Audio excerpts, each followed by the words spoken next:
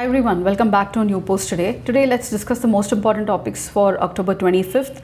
And yes, the first is about the bipoles. Now, are bipoles statutory? Yes. So they are mentioned in section 151A of the Representation of People Act of 1951, and it says that they are held when a seat of the legislature, whether in the parliament or the state legislative assembly, becomes vacant due to the reasons of death, resignation, disqualification or expulsion of the sitting member. The purpose is to fill the vacant seats in a timely manner, allowing representation from the affected constituency or a district in the legislative body. And it says that the Election Commission of India must hold elections by-elections to fill up the vacant seats in the parliament within 6 months from the date of the vacancy. And if the remaining term of the vacancy is only 1 year, then it need not be filled. So if the remaining term is less than 1 year from the date of vacancy, the by-elections are not necessary. And by-elections are called also as by-elections or special elections. They are conducted to fill in the vacant seats in the legislative bodies, and these elections are a very essential part of the electoral cycle and are held to address unforeseen vacancies complementing regular elections.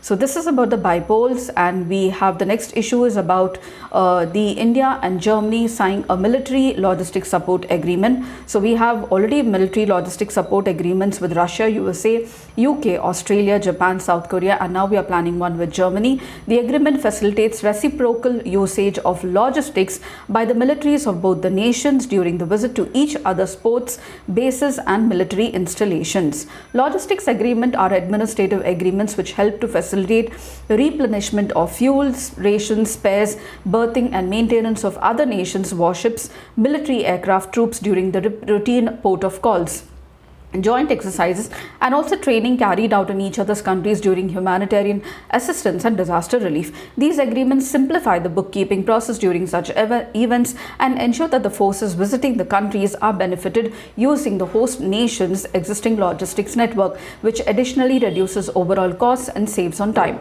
The agreement feed into the Indian Navy's requirement to maintain a round-of-clock, year-round presence in the primary areas of interest, especially Indian Ocean region, going forward into the Indo-Pacific region as well. And prior to these agreements, the mission deployment of Indian warships were constrained because a lack of replenishment of fuel, logistic supplies deterred the Indian navies from going very far away or being for a long time into the sea. With the signing of these agreements, Indian warships now have been able to extend their sea legs on station by taking fuel from the naval fleet tankers of partner countries deployed in the region or by entering the ports. And the next most important issue is about 1,000 crore venture capital fund now being created to boost in space startups by the government of India. The cabinet has taken this decision to boost the space startups in the country. This aims to boost the current value of the space sector from $8.5 billion to $44 billion by 2023, and it aims to create jobs in the engineering, software development, data analysis, manufacturing and other technical fields, and also indirect jobs in the logistics, supply chain management and professional services as well. It will aim to build a skilled workforce with regard to the space sector. It will attract private capital to boost further investor confidence in private capital and advance space reforms as well. Now, the Indian National Space Promotion and Authorization Center, also called as the InSpace, was established in 2020 as a part of the government's comprehensive space sector reforms. Its purpose is to promote and oversee private sector participation in space activities, serving as a key facilitator for the space startups and the businesses. InSpace has been instrumental in initiating reforms to align with the country's goal for enhancing space technology and increasing private sector participation in the space, increasing India's share in the global space economy. So this is about 1,000 crore venture capital fund to boost the participation of the space startups in the space sector. And recently LAC has been in news. So what exactly is LAC? It is nothing but a notional line which came into being very first time in 1959 when Zhou Enlai, the Chinese premier at that time, had written to our first Prime Minister of India, Jawaharlal Nehru, and said that the line up to which each side exercises actual control. But this was rejected by Nehru at that time as being incoherent.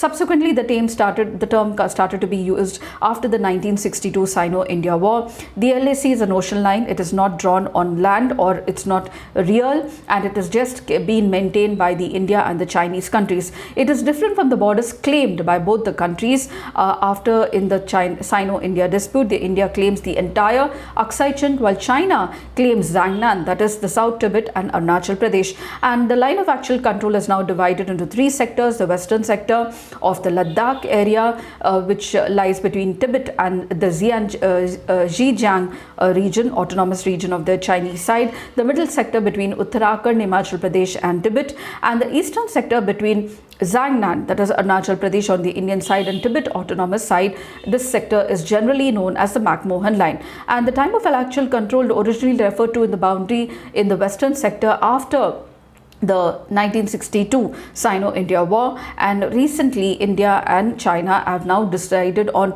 total disengagement between in the Ladakh sector, the remaining Demchok and the Depsang areas as well. And the Public